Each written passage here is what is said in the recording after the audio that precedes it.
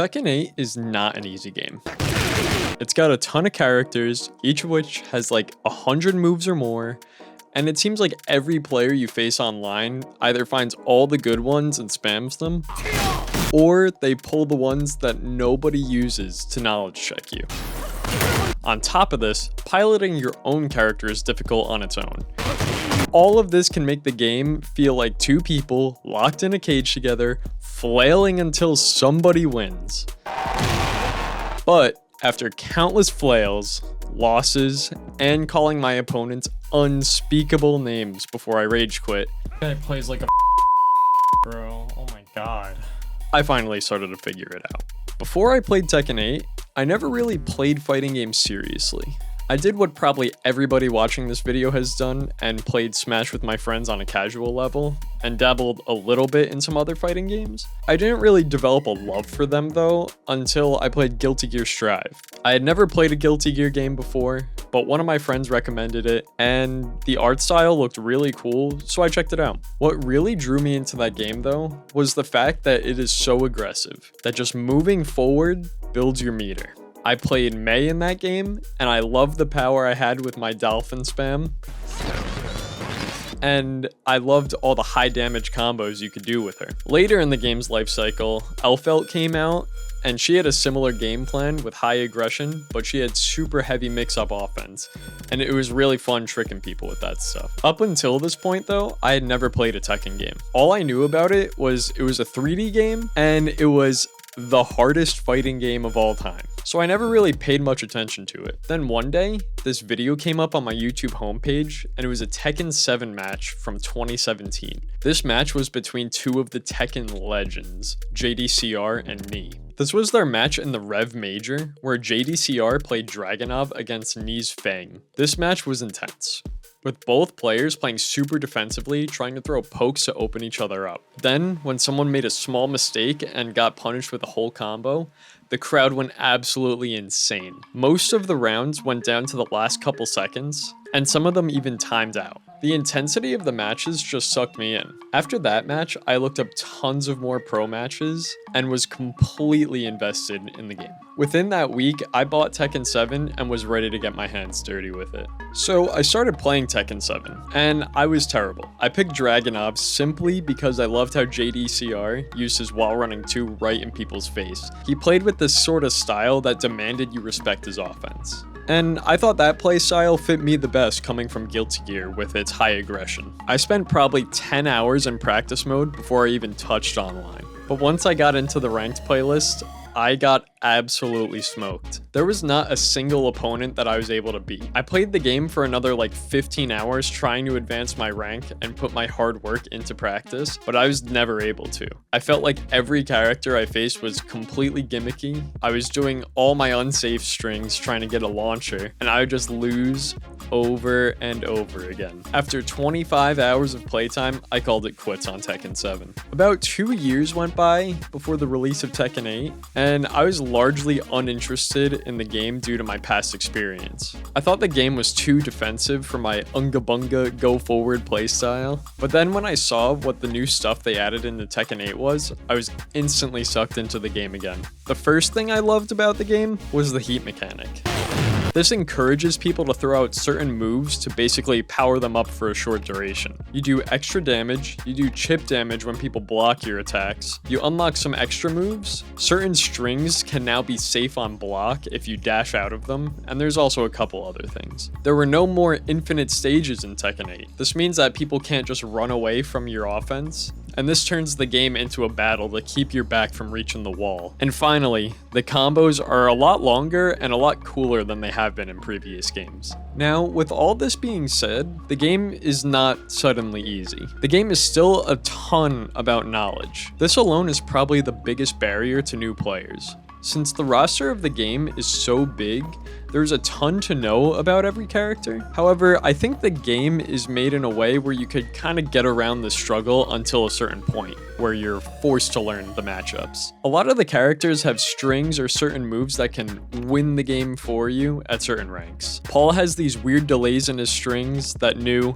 and experienced players will swing into. Dragunov has a ton of moves that give him frame advantage, so you can bait unsuspecting players into situations where they will lose like half their health on one mistake. And then like nobody plays people like Zafina or Claudio or Raven, so they can kind of just knowledge check everybody for the free win. Now, this may seem like super overtuned and broken, and admittedly some of it kind of is, but the thing is, the game is easy enough to be accessible for new players, but it definitely gets more difficult the further you go in the ranked ladder. People start to learn all the cheese, and you can't just cheese people to death anymore. When I picked up Tekken 8, I stuck with who I had some experience with. I picked Dragunov, and thankfully, he is absolutely busted in this game. At first, I was getting my ass kicked just like in Tekken 7, but I just spent 70 bucks on this game, so I couldn't just call it quits after a couple hours. So I decided to persevere through it a little bit.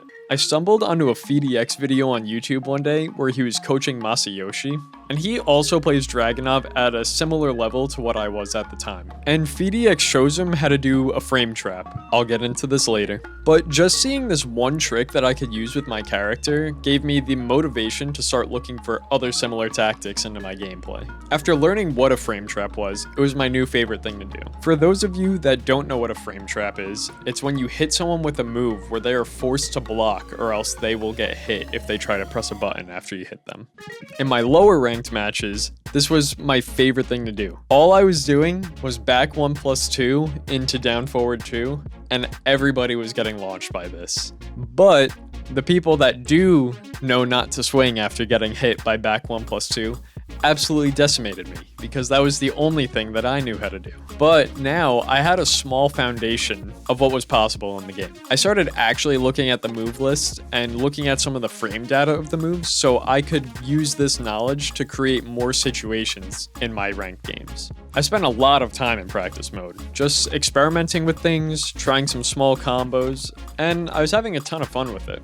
I started to realize that you don't really need to know the entire move list of a character to get into ranked and have fun with them. You just need to know a couple things. Learn a couple of your core moves, and then slowly implement more and more as you start playing and getting comfortable with what you already know.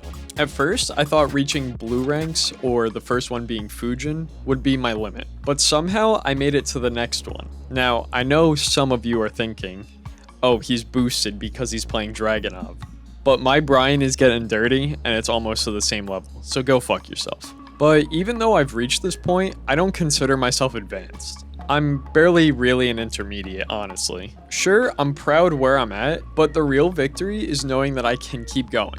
My combos are decent, but they're not super optimized yet. My movement is by far my greatest weakness, and my matchup knowledge is slowly growing. The difference now from when I started with Tekken 7 is that I'm not getting super frustrated on losses anymore. Guy plays like a bro. Oh my god. I'm getting a lot more motivated when there's something that I don't know and I have to figure it out. Maybe I've gone too far, but I go to bed thinking about what my combos can be with Brian, but I'm still not motivated to lab defense. I like doing that on the fly. Frustrating things still definitely happen in the game, like getting knowledge checked by a Zafina or a Shaheen, but my usual stopping point is when I feel like I need to say unspeakable things to my opponent. Anyways, the roadmap for my future is pretty clear now. I need to work on my movement, I need to work on my combo optimization, and I need to have a better understanding of my opponents. Hitting Fujin was just my beginning, and that's what keeps me hooked. I know I can get better, and more importantly, I really want to get better now.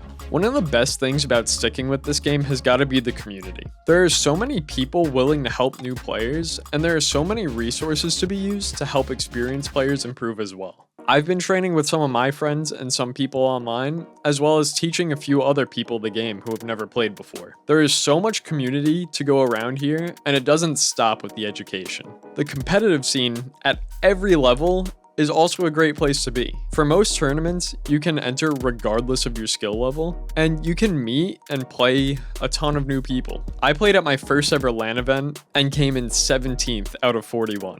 I got completely smoked in a mirror matchup, but even when I lost, my competitors were super cool and they gave me some tips as to what I could have done differently in our games. The people are here to make everybody around them better, and everybody wants to see this community grow. It doesn't matter what your skill level is, you are welcome here, and there's a whole scene of people that are ready and eager to help you start your journey at this awesome game.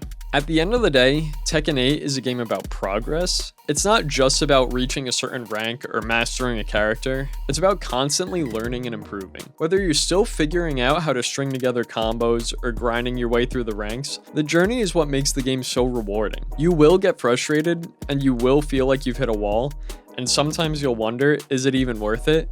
But don't give up. Every loss is a lesson, and every win is proof that you're getting better.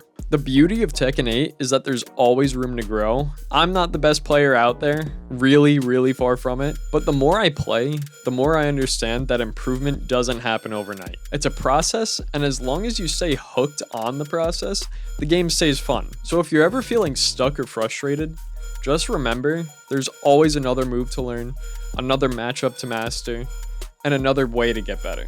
Don't give up, because the game isn't giving up on you.